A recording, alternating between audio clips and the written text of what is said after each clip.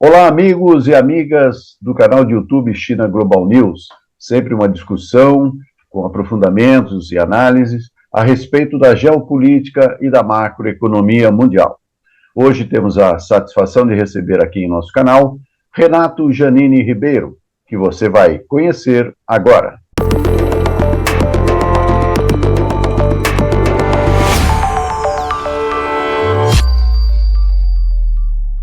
O Brasil está sofrendo uma guerra híbrida que pode ser a preparação de um golpe.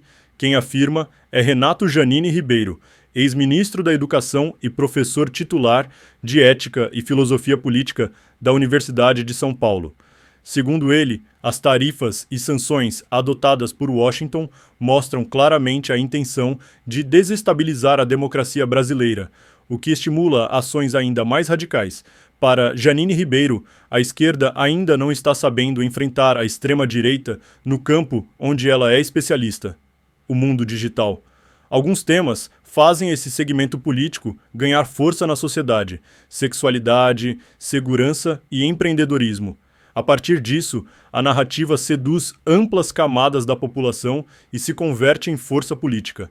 Esse cenário é estimulado pelos Estados Unidos, que tem todo o interesse em retomar o protagonismo na América Latina por meio de aliados locais, sendo a família Bolsonaro uma peça dessa engrenagem, mesmo que isto signifique enormes prejuízos à vida da população brasileira. Nessa entrevista exclusiva a Marco Piva, do canal de YouTube China Global News, Janini Ribeiro também falou do papel da China, que, ao contrário dos Estados Unidos, não tem interesse em derrubar governos, mas sim em consolidar parcerias estratégicas, desenhando um novo panorama no cenário mundial. Olá, Renato Janini Ribeiro, é um prazer recebê-lo no China Global News.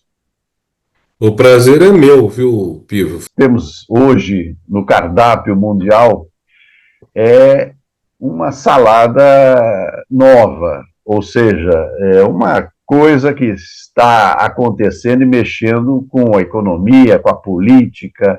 Então, nada melhor do que ter uma voz como a sua para explicar para a nossa audiência o que está acontecendo no mundo, Renato Janini Ribeiro. Bom, no momento nós estamos numa situação muito delicada, né? Porque o Brasil está sendo alvo de um ataque, de uma agressão norte-americana que constitui algo próximo do que chamamos de guerra híbrida. Isso é, não uma guerra com armas de fogo, etc., mas uma guerra que mistura vários elementos. No caso americano, no caso do Trump em especial, o primeiro elemento é o achaque econômico, a chantagem econômica ameaçando causar danos à economia brasileira. A gente sabe que ele já isentou dos danos 44% do valor de nossas exportações para os Estados Unidos. Há uma esperança de que ele isente também o café e a carne, que aumentaria essa proporção do que estaria salvo da sanha belicosa de Trump. Mas, de qualquer forma, isso vai ter um impacto na economia brasileira, pode gerar inflação, pode gerar desemprego, pode gerar impopularidade para o governo.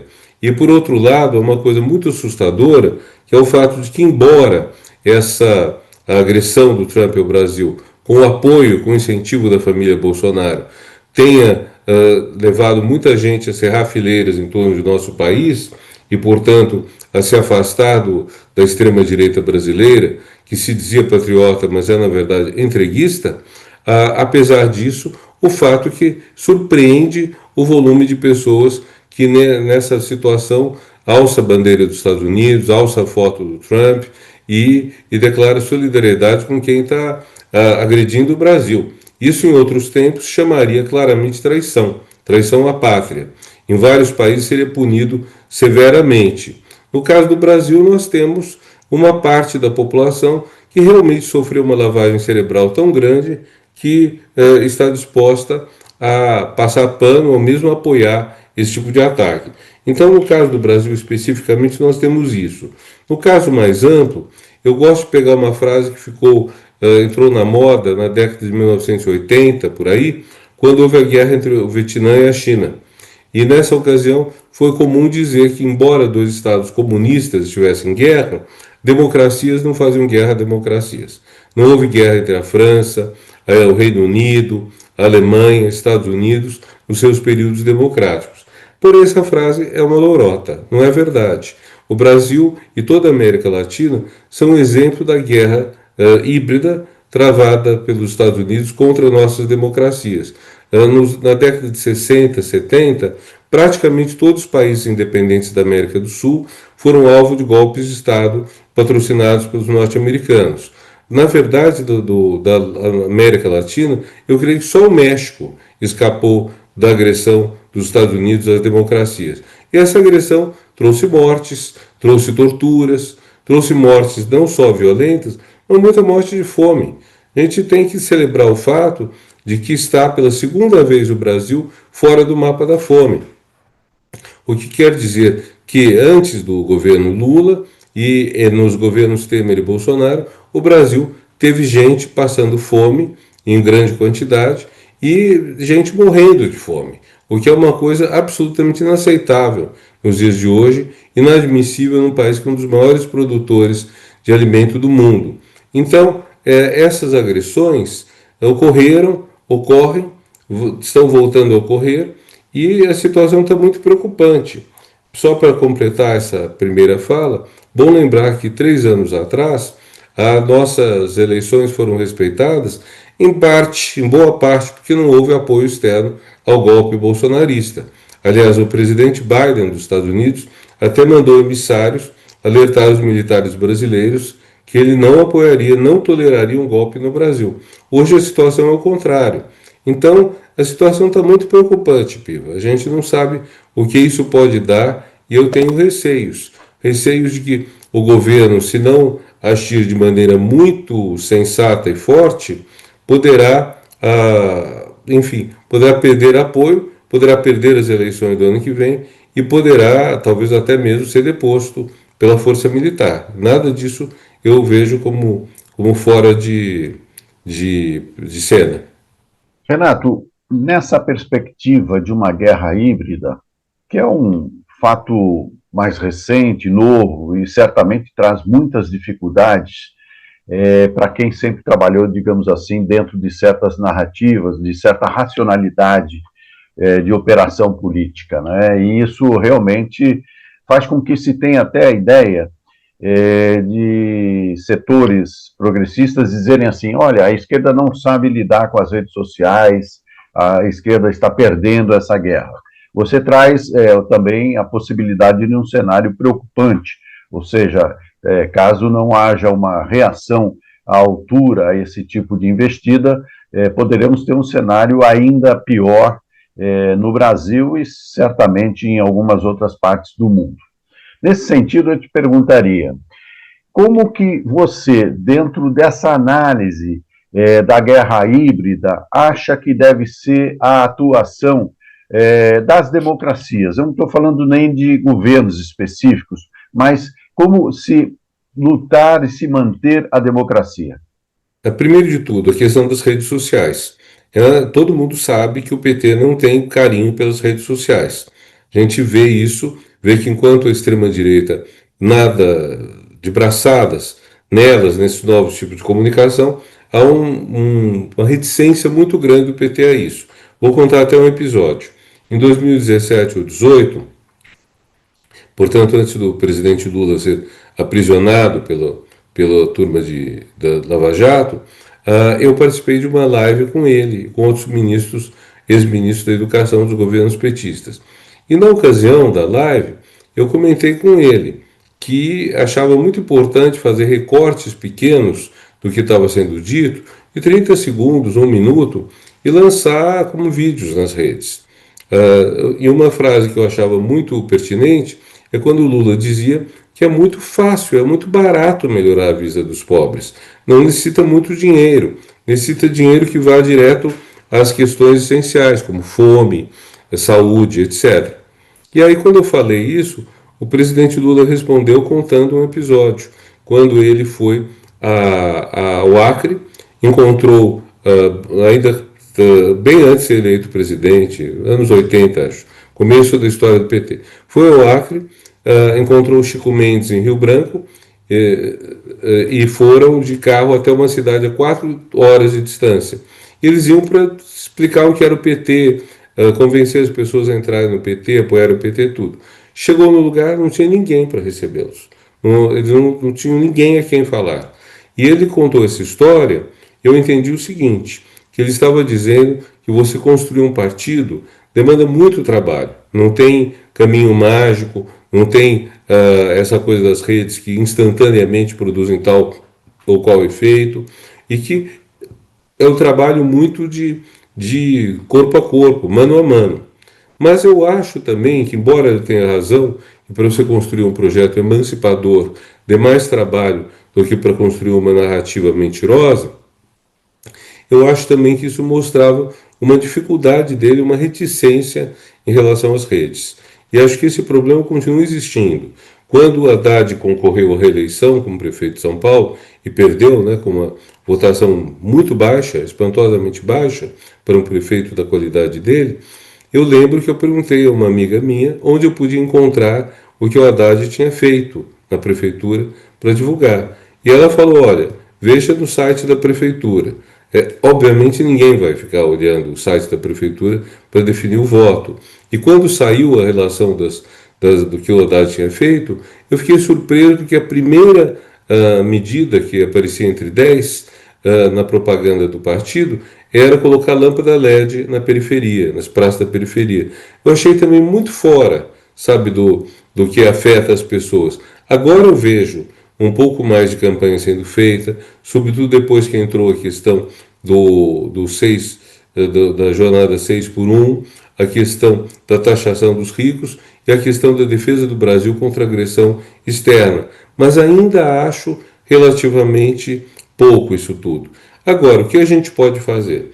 Acho que o primeiro ponto é mesmo essa disputa pelos corações e mentes. Eu lembro que quando o Lula foi eleito, em 2002, era um tempo em que o Brasil tinha virado petista, de certa forma. O Fernando Henrique fez 2 governos, mas deixou, no final das contas, muita insatisfação com a questão da fome, da pobreza, etc. E eu lembro de uma propaganda que o PT fez, que era muito boa. Apareciam 2 casais saindo de uma festa, alegres, tudo, e aí eles encontram, vem um mendigo dormindo na rua. E eles ficam constrangidos, ficam mal. E aí aparece um personagem, um personagem novo, que diz: se você se sente mal com isso, de ver a fome e a miséria no Brasil, então você pode não saber, mas de alguma forma você já é petista. Então eu acho que o PT tinha ganhado os corações das pessoas que podiam até achar bom o governo Fernando Henrique ter enfrentado a inflação, que podiam até achar méritos nos governos dele, mas queriam mais. E esse querer mais abriu espaço para o PT. E depois disso o PT foi capaz de enfrentar barras muito pesadas, por exemplo, a barra do mensalão, a barra da Lava Jato, foram muito fortes. Mas o fato é que essa disputa pelos corações está, assim, de certa forma, parece que o PT não está se esforçando muito por isso. Ele está, o que dizem é que ele está apegado a velhas narrativas. Eu não sei se eu diria exatamente isso, mas eu sinto que há uma certa fraqueza nessas questões que hoje dizem respeito a tanta gente. Veja, por exemplo, como que um indivíduo como Pablo Marçal, que não tem mérito nenhum, que é uma pessoa absolutamente negativa, um apóstolo do ódio, como que esse homem chegou à beira de ser prefeito de São Paulo? Ele perdeu para o Boulos o lugar no segundo turno por uma diferença muito pequena de votos. E se ele tivesse disputado com Ricardo Nunes, é bem possível que ele tivesse sido eleito, porque ele desfrutava um pouco dessa presunção de ser uma pessoa nova, trazendo ideias novas, projetos novos, e, sobretudo, uma coisa que hoje mexe muito com as pessoas, a ideia de um espaço de crescimento individual, que é o que aparece com essa história do, do empreendedor individual, da pessoa que com a cara e a coragem vai lá, luta e ganha e sobe. E como tudo isso daí é muito propaganda, isso atinge muita gente. Então, não estou dizendo que o PT deva focar nos trabalhadores de aplicativo, mas estou dizendo, existem demandas novas que a gente não está enxergando bem. A população, pelo menos a maioria dos eleitores, votou por Lula na ideia de querer mais, ou seja, o país precisava algo a mais. E Lula, naquela oportunidade, ficou bem sintonizado com essa demanda. Um pouco mais de um ano das eleições de 2026, e nós temos um cenário ainda polarizado, que se mostrou tanto na eleição de 2018 quanto na eleição de 2022, e certamente tende a se reproduzir, talvez com algum personagem diferente no campo da direita, da extrema-direita, mas que esse cenário permanece, ou seja, essa polarização. E aí muito se fala a respeito, então, do que seria essa novidade, porque se a gente pegar o pensamento bolsonarista, chamamos assim, né, vamos chamá-lo assim, esse pensamento, ele é um pensamento prioritariamente conservador nos costumes, absolutamente liberal, até libertino, digamos assim, na economia, e também ele traz traços de um híbrido, que muitas vezes fica difícil para quem analisa a política de forma mais racional tentar entender. Então, como que você explica esse querer mais nessa situação? O que é que as pessoas estão querendo exatamente? Essa é uma ótima pergunta, difícil de responder. E é preciso pegar um pouco qual é esse pacote que o bolsonarismo oferece às pessoas. Alguns pontos são cruciais. Um deles é o medo quanto à sexualidade dos filhos. Com razão ou sem razão, passou-se a ideia de que a esquerda está incentivando a homossexualidade e outras coisas, e outras condutas.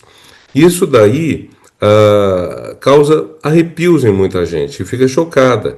Então, talvez fosse preciso deixar mais claro que o que a esquerda defende é realmente que as pessoas tenham a orientação sexual que lhes desagrade, que lhes convenha, sem demonizar de forma alguma a homossexualidade, mas deixando claro que não se trata de fazer propaganda dela. Cada pessoa sabe para onde o seu desejo sexual a orienta. Isso é uma coisa física que você descobre na adolescência, na juventude, na idade adulta. Então, não tem que haver assim esse medo que tanta gente tem, mas esse é um fator que é muito utilizado para causar medo em muitas pessoas da população. Outro fator que também aparece muito é o fator da segurança. A segurança é um tema que a direita utiliza sistematicamente.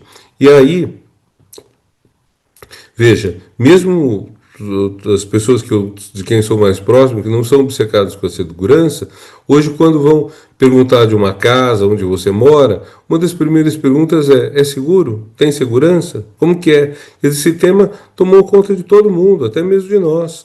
A gente pode dizer, não vamos nos deixar tomar por uma paranoia de insegurança, mas o fato é que é uma preocupação grande da população. Depois, há um terceiro ponto, que é justamente aquele que os aplicativos, de certa forma, atendem, que é a ideia de liberdade. Então, uma pessoa que decide qual o seu horário de trabalho, isso parece mais tentador do que você dizer, não vai ter aposentadoria depois, e vai ter um fim de vida muito ruim.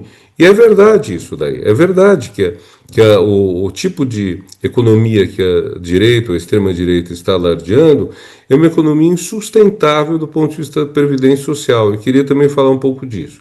Previdência social é uma questão que domina boa parte do debate dos economistas da mídia, dos economistas das empresas.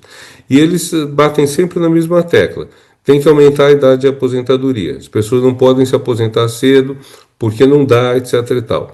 Elas nunca colocam melhor por que teria que aumentar a idade de aposentadoria. E a única razão para aumentar é que estamos vivendo mais tempo. Então, o fato de vivermos mais tempo é uma coisa muito boa, Piva. É muito bom. Você pensar que um século atrás as pessoas morriam em média aos 40 anos de idade, que para passar dos 40 anos você tinha que ter condições muito específicas, muita saúde, riqueza, sorte, sei lá o quê, e que hoje se torna comum pessoas chegarem aos 70, 75 anos, que a média de quem está nascendo no Brasil hoje é que viverá até 75, e quem já chegou aos 75 pode contar que viverá mais anos, não sabemos quantos, mas mais anos. Quer dizer, não é que todo mundo morre aos 75, é uma média. Então, se isso é bom, porque permite que as pessoas vivam depois da aposentadoria, então é natural que você pague um preço por isso, trabalhando mais, mas você está pagando um preço por uma coisa muito boa. E a propaganda dos economistas da mídia praticamente péssimo viver mais tempo. É péssimo ter aposentadoria. No fundo, lembrando que a aposentadoria é uma coisa nova, tem menos de um século no Brasil, no mundo, levando em conta que antes as pessoas morriam trabalhando, morriam jovens, morriam trabalhando, quando se ficassem mal dependiam da caridade, do apoio da família, não de um projeto social, projeto do Estado. Então, tudo isso daí é uma questão que tem que ser mais levantada, mas ficou, de certa forma, como se falar em CLT, falar em INSS, falar em SUS, fosse uma coisa que não atrai. E acho que teríamos que entender melhor, porque justamente essa segurança na vida não atrai. Veja, nós estamos numa sociedade que alardeia muito a propaganda do risco. Você tem que se arriscar, sair da zona de conforto, etc. Eu acho que em vários casos é verdade. Intelectualmente, eu sou muito a favor da gente sair da zona de conforto. Quer dizer, na discussão intelectual, a gente não pode ficar no conforto. A gente tem que ir além, tem que inovar, criar, se arriscar. Mas veja, pode uma criança estar fora da zona de conforto? Pode um idoso estar fora da zona de conforto? Não pode. Você tem uma faixa de idade na vida, sei lá, dos 20 e tantos aos 45, 50, que você pode se arriscar mais.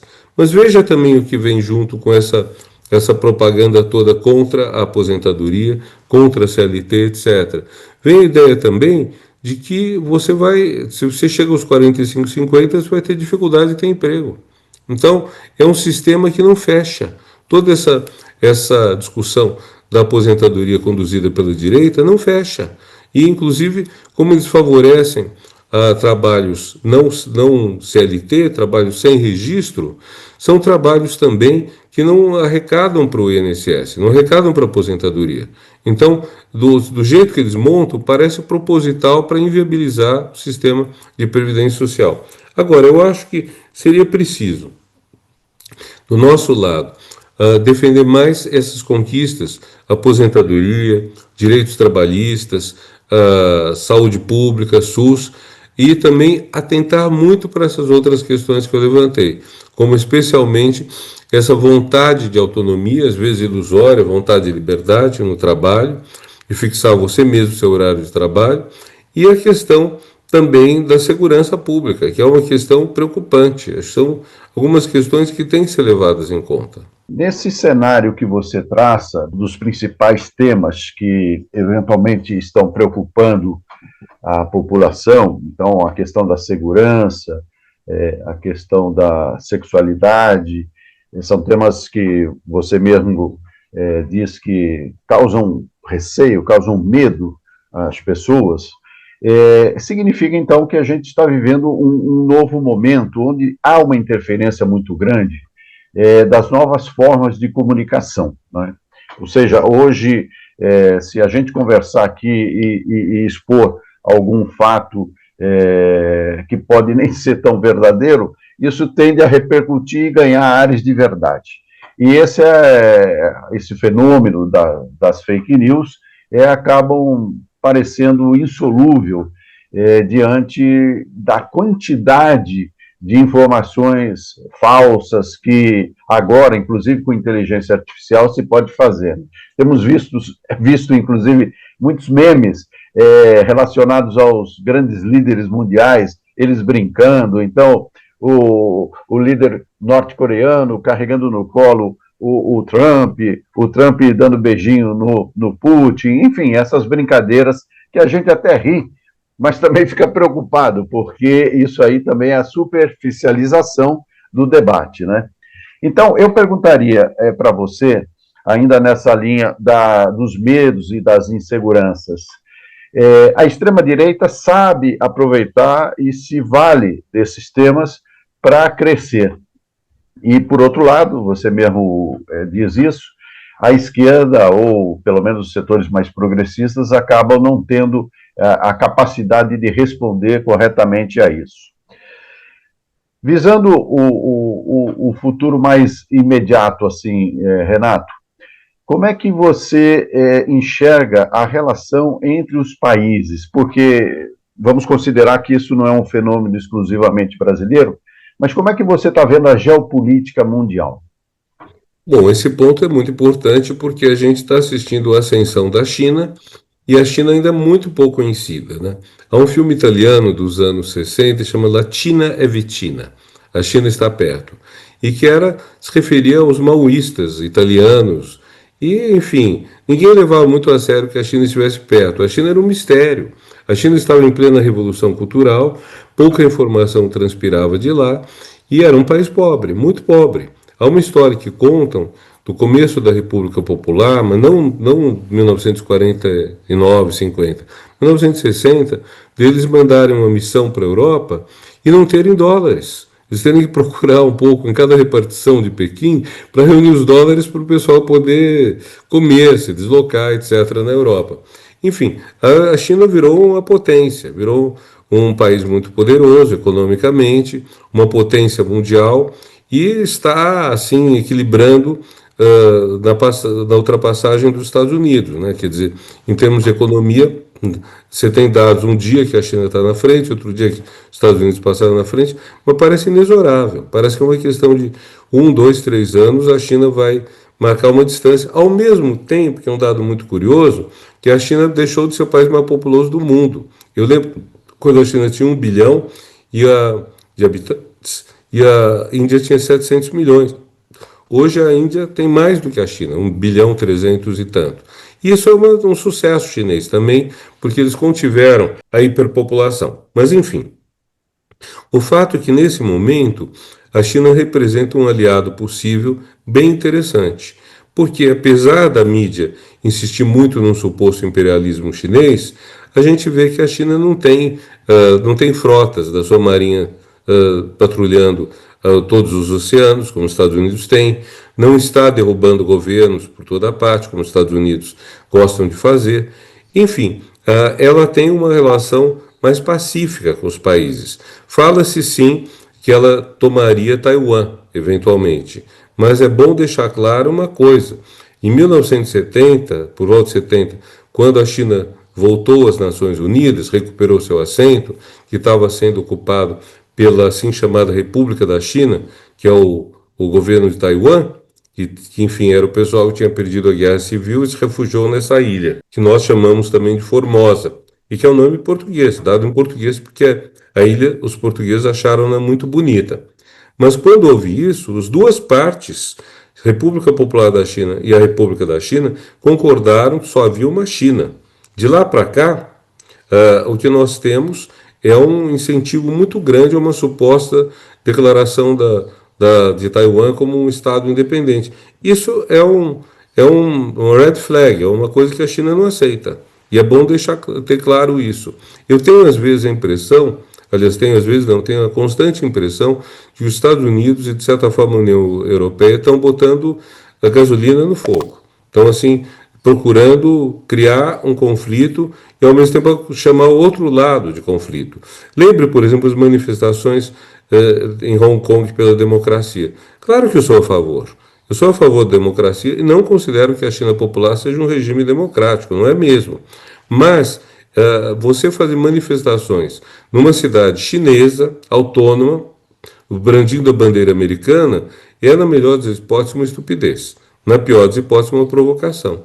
Então, nós temos uma situação hoje de um mundo que está com bastantes problemas e, em vez de você ter líderes procurando acalmar as coisas, você tem gente procurando incentivar mais conflitos, mais tensão, mais tudo. E eu queria falar uma coisa sobre a diplomacia.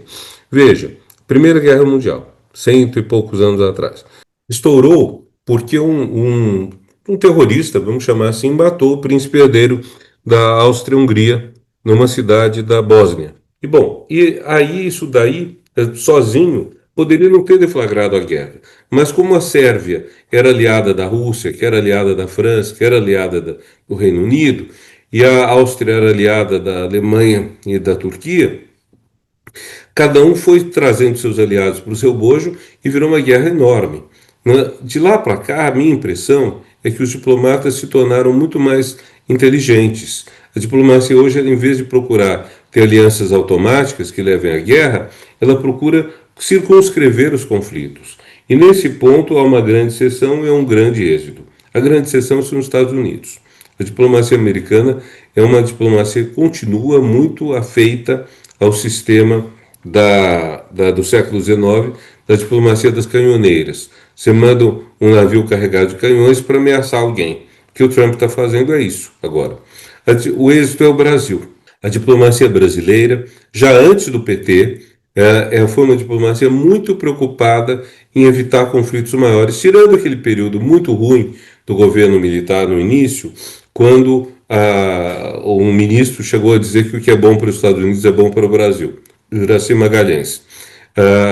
Mas tirando esse ponto, você veja, no momento da independência de Angola, em 74, 5, o primeiro país a reconhecer o novo país africano foi o Brasil, em plena ditadura militar, um governo Geisel. Então, você já tem um governo que recuperou certos valores do Itamaraty, que são os valores.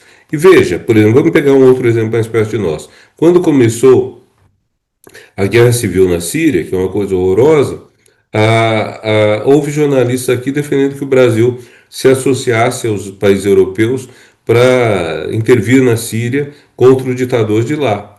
O Brasil não quis fazer isso. E por que não quis? Porque o Brasil sabe, a diplomacia brasileira sabe que quando você intervém nessas coisas, é muito difícil depois você sair. Você cria uma situação bastante embananada, bastante preocupante, e depois se retroalimenta. Você veja, as primaveras árabes, que foram tão bacanas no começo, o que deram? O Egito está numa ditadura, a Tunísia está numa ditadura, a Síria acabou de ter a queda da ditadura, mas está com um governo dirigido por um ex da Al-Qaeda. Então, é tudo muito... Os problemas são mais complicados do que parecem. E, de certa forma, eu volto aí à extrema-direita. A extrema-direita gosta de propor soluções muito fáceis para problemas difíceis. Tem a frase daquele humorista americano que diz: para todo problema complexo há uma solução simples. E ele acrescenta: e errada. Eu acho que essa sabedoria a gente deveria ter mais no trato da coisa política. É interessante isso, porque mostra que, se por um lado a gente tem os instrumentos, ou, digamos assim, pelo menos as linhas mais adequadas para se resolver conflitos, no caso da diplomacia brasileira, que é um grande exemplo, por outro, nós temos, então, esses conflitos aumentando,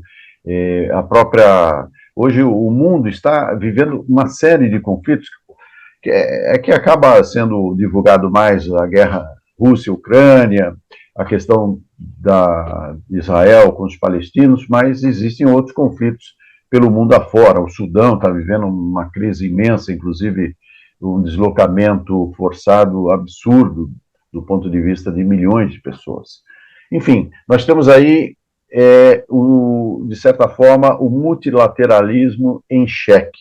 Isso. E esse multilateralismo, que após Bretton Woods foi muito importante do ponto de vista da estabilidade mundial, perdendo essa capacidade de intervir, de mediar conflitos. Como é que você vê o futuro do multilateralismo, especialmente se a gente considera a atual ação do governo norte-americano? Olha, está difícil. Veja, se a gente pega o mapa mundi, a gente diria que partes do mundo estão sem guerra. América Latina.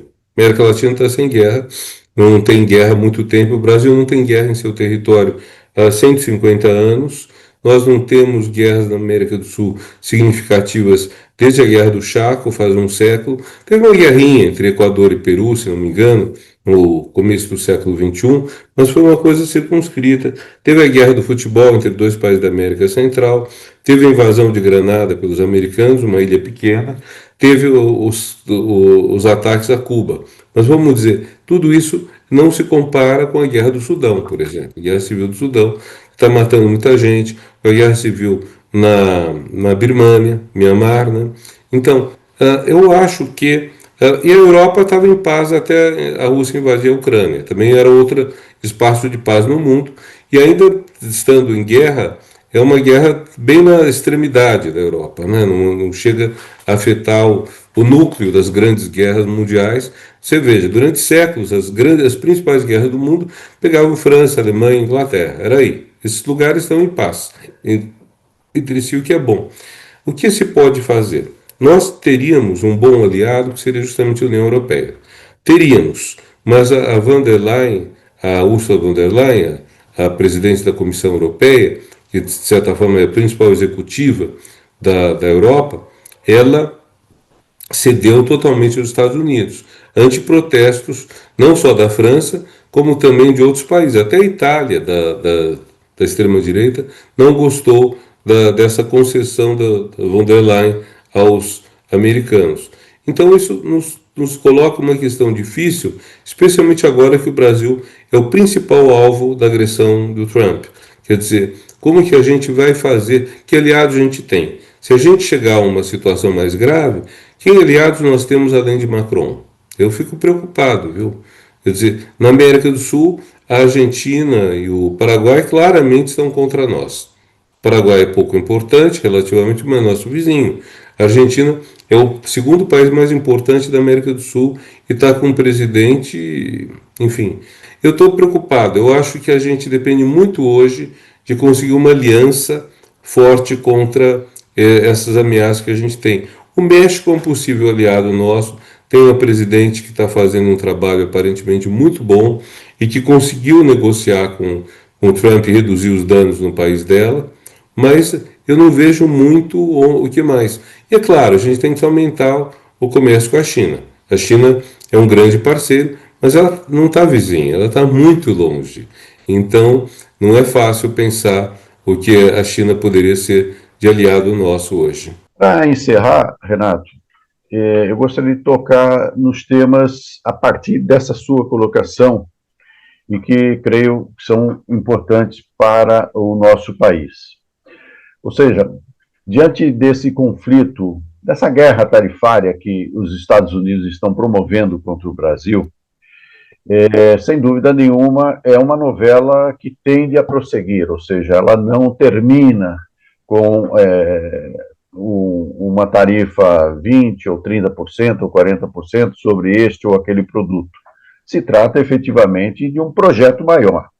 E nesse projeto, sem dúvida, há o envolvimento, até como pretexto, da família Bolsonaro, né, no sentido de uma suposta e inexistente perseguição, né, inclusive agravada agora, talvez, nesse argumento com a prisão domiciliar de Jair Bolsonaro.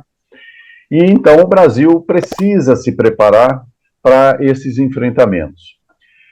Você coloca que a China, sem dúvida, é um grande parceiro, já é, né, o principal parceiro comercial do Brasil, está longe, ainda vai demorar alguns anos até que a gente possa ter a linha de acesso Atlântico-Pacífico, que está no projeto para ser executado, mas a gente precisa também ter um desenvolvimento tecnológico, na era digital. Você foi até ministro da Educação, acho que você acompanha bem isso, você esteve no CNPq. Como é que o Brasil pode, daqui para frente, nesse cenário conturbado, dirigir seus esforços para um projeto nacional de desenvolvimento que inclua fortemente a tecnologia, até para que a gente não fique nessa eterna dependência da exportação de commodities? Bom, eu estou saindo da presidência da SBPC, da Sociedade Brasileira para o Progresso da Ciência, que eu dirigi durante 4 anos. 1 ano e meio de Bolsonaro, 2 anos e meio de Lula 3. E realmente esse é um dos pontos cruciais para nós. Quer dizer, nós entendemos, estou falando comunidade científica, que o principal fator do desenvolvimento econômico da China foi a ciência. Na verdade, isso não é pacífico para quem está fora da área científica. Outras pessoas dizem que o principal ponto foi a liberação das forças produtivas, a liberação do capital, o fato de que a China deixou de ser um país comunista e se tornou um país capitalista com forte controle do Estado, o que não é a mesma coisa que o comunismo pretendia.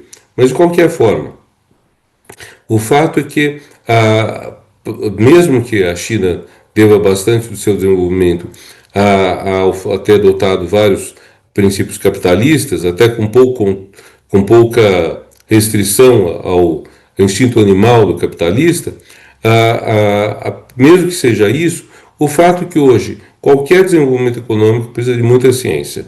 Tem um amigo que costuma dizer: tua roupa tem alguma coisa que a ciência é muito recente. Pode ser o botão, pode ser o tecido, pode ser alguma coisa, mas a ciência está chegando o tempo todo nos produtos e nos bens e nos serviços com muita rapidez. E esse é um ponto que o Brasil precisa desenvolver mais. E nós, claro, não somos um país central, não somos um país de enorme desenvolvimento econômico, mas nós temos que definir, Piva, alguns pontos em que a gente pode ser líder. Onde a gente pode ser líder? Onde a gente pode ser protagonista?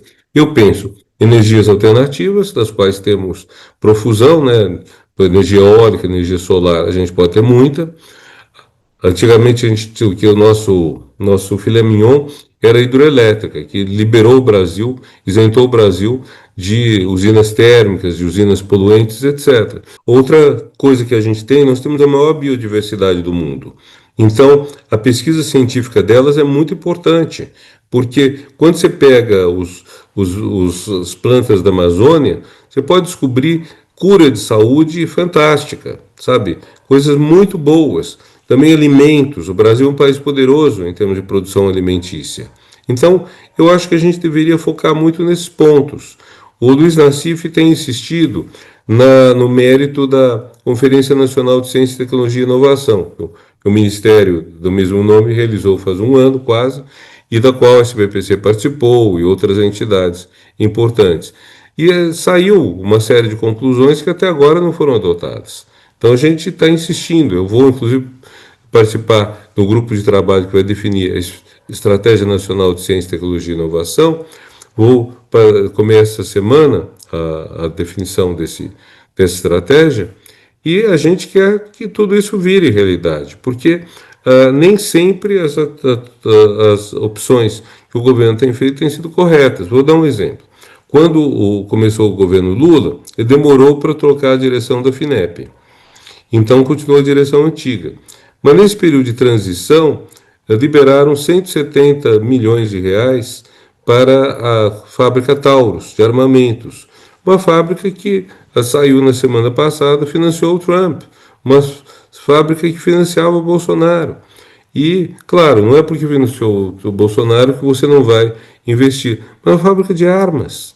Por que financiar armas e não financiar uma coisa melhor para o ser humano? Não era dinheiro dado, era empréstimo que será pago de volta, a gente espera, mas mesmo assim a gente quer um alinhamento melhor das políticas do governo com as prioridades nacionais reais. A gente sabe que está difícil, sabe que o governo tem que fazer muita média, muita concessão para o capital. A gente sabe, aliás, eu costumo dizer isso, existe um terceiro turno das eleições que dura 4 anos. E esse terceiro turno é o quê? É o capital que comanda, é o PIB, é o pessoal do dinheiro. E é preciso aumentar o poder político em face deles. É o único jeito de você ter uma democracia é reduzir o poder do capital. Mas isso não se faz da noite para o dia e não se faz com bravatas. Então, agora, a última pergunta mesmo, porque eu não posso deixar, diante do que você falou, de querer a sua opinião. Voltando ao primeiro ponto que você trouxe no início da nossa entrevista, sobre a guerra híbrida. Então, qual é o papel das Big Techs nesse contexto e a necessidade de uma regulamentação nesse tipo de operação? O papel delas é nefasto. Você veja, quando teve a primeira eleição do Trump, o Mark Zuckerberg e outros eram contra o Trump. O próprio Elon Musk disse que apoiou muito tempo os democratas. Com o Trump 2, eles estão totalmente alinhados. Tem aquela foto da posse do Trump que está todos eles uma verdadeira galera feliz de ter um presidente que está disposto a acabar com toda a regulação, toda a limitação. E sim, a gente precisa limitar, precisa regular, precisa obrigar a se responsabilizarem pelas mentiras que difundem. Porque mesmo que a mentira seja divulgada por uma pessoa e não pela Big Tech, o fato é que há cada vez mais informações segundo as quais elas lucram com o ódio, elas lucram com aquilo que é negativo, que é hostil. Então, se elas lucram com isso, elas devem ser chamadas à fala por isso. A União Europeia caminha nessa direção, o Brasil também. Mas no Brasil é difícil, porque o nosso Congresso é muito reacionário, né? Muito bem, Renato Giannini Ribeiro, eu agradeço muito a sua participação aqui em nosso canal de YouTube China Global News. Eu te agradeço muito a oportunidade de falar com você. E eu faço aqui, então, o nosso convite para que você que está assistindo a nossa entrevista se inscreva em nosso canal, divulgue os nossos conteúdos e participe do canal de YouTube China Global News. E eu espero você em uma próxima oportunidade.